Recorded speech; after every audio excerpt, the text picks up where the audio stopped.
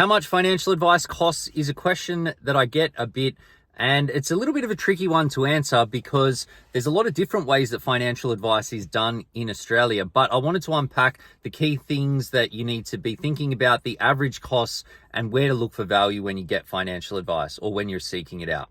So the average cost of financial advice in Australia is $8,000 in over a 12-month period. That covers the cost of initial plan and then some ongoing help to implement the plan. Now, just on that, I note that it's fun to put together a financial plan. It's great to think about the ideas that you put into a financial plan, but ultimately, ideas without action are meaningless. And so if you're getting a financial plan, it's crucial that you make sure that you've got some support or that you've got a way that you're going to make sure that the plan turns into results and outcomes. That's why the ongoing piece can be quite important.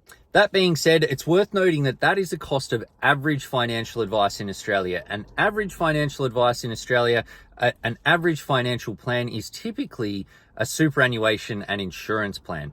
The most common ways that people seek out financial advice is around superannuation. There are more and more advice companies that are offering help with savings, personal investments, tax savings structures, strategies, and all of those sorts of things. But an average plan still largely is focused around superannuation. So if you're thinking about getting some financial advice, you need to think about what you actually want to get out of that plan.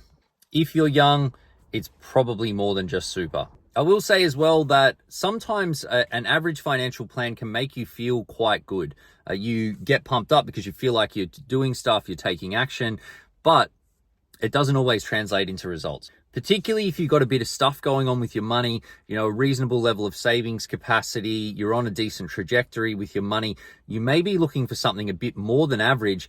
And often the extra price that you pay for that sort of stuff is going to more than cover itself through the extra upside that you get. Good advice should be a profit center, not a cost, and bad advice often costs you much more than your price that you pay.